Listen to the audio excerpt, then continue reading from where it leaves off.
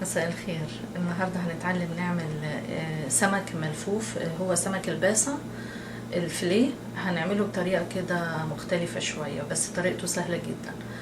تعالوا مع بعض نشوف الطريقة والمقادير. مقادير السمك الفيليه الملفوف في الفرن: بصل أخضر، دي حوالي حزمة كاملة، حوالي 5 بصلات مقطعاهم صغير، وبقدونس دي نص كوباية متقطع برضو صغير، وحوالي 3 فصوص توم مدقوقين، ومعلقة كبيرة عسل نحل، ومعلقة ملح، ومعلقة كبيرة بابريكا، وروزميري معلقة صغيرة، معلقة كبيرة خل، وده كرفس متقطع برضو صغير، بقطعه بالورق بتاعه والساق بتاعه، ومعلقة كبيرة ليمون،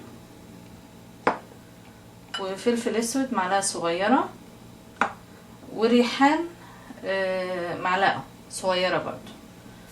والسمك بتاعه بكون مجهزة في نفس الوقت خيط هربط بيه مقطعه مثلا على قد ال4 قطع اللي انا هستخدمهم، 4 حتت كبار كده، وزيت زيتون. ده السمك بتاعي حوالي 4 قطع فيليه. ده كان مفرز وبردته وصفيته كويس قوي قوي ونشفته كمان، يعني مخليتش فيه ميه خالص. ده اسمه سمك الباسة.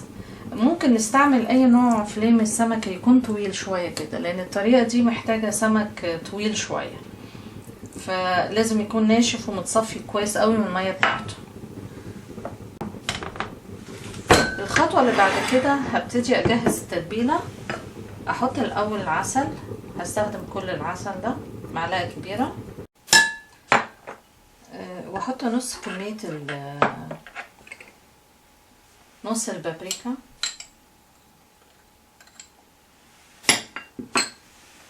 وبرضو نص الروزميري،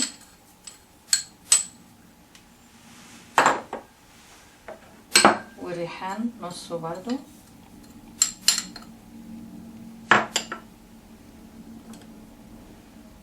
والليمون كله،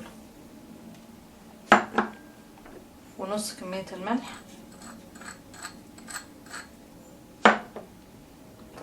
ونص كمية الفلفل الاسود، حط كمان نص كمية الثوم،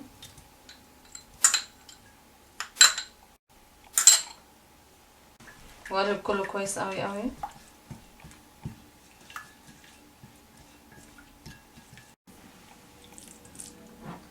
الاول بحط واحدة واحدة كده في التتبيلة دي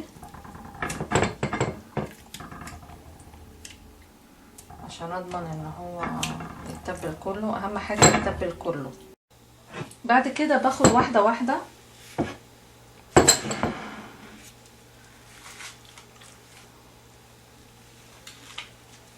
احطها على الوش ده، اللي هو البطن مش الظهر، احطها على يعني احطها على ظهرها، والوش البطن يبقى قدامي.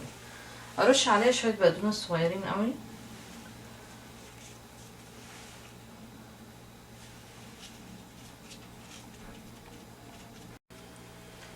برضو البقدونس ده مش هستخدمه كله لان في شويه تانيين هبتدي احمرهم، وبصل والكرفس.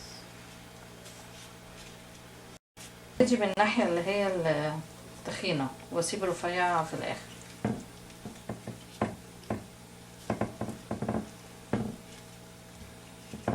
احاول اعملها تايت قوي، يعني اعملها جامد، واجيب الفتله واجيب الخيط دوت الفه عليه مرتين،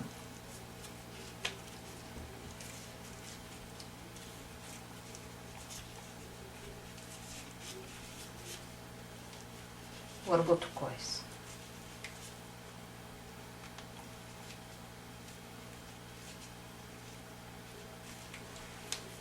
وهتبقى بهذا الشكل.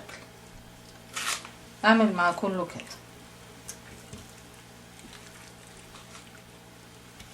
الخطوة اللي بعد كده بستخدم زيت زيتون. بحط كمية زيت زيتون في المقلاية، بولع النار على العالي، وفي نفس الوقت بولع الفرن على 350 برضو، 350 بسخنه لان العملية دي مش هتاخد مني وقت. بجهزه عشان هدخله تاني الفرن. بحط البصل الاول، شوحه حاجة خفيفة كده، واضيف عليه الملح،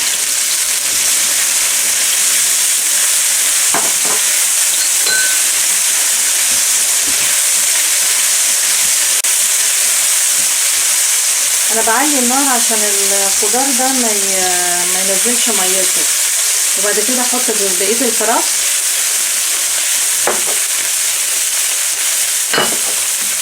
والثوم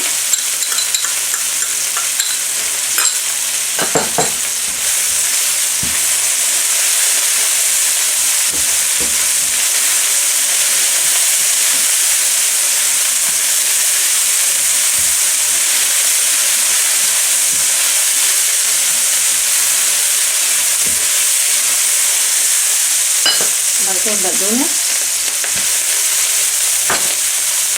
وبقيه التوابل بقى اللي هي فلفل اسود وريحان وروزماري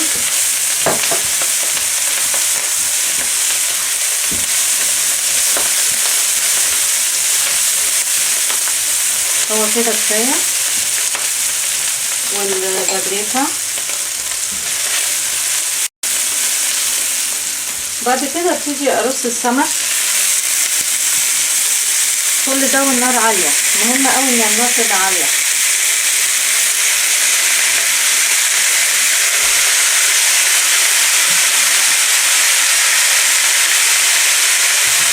وبقيت اللي فاضل في البوله دي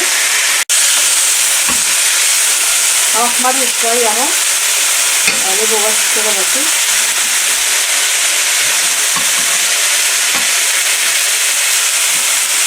مجرد ما انا قلبت الناحيه دي احط بقى خل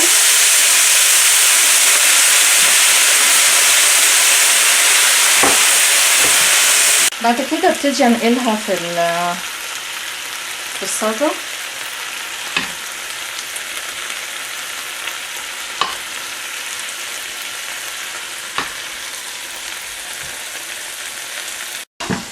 وحطها في الفرن على 350 فahrenheit او 180 درجة لحد ما الوش قدامي يحمر.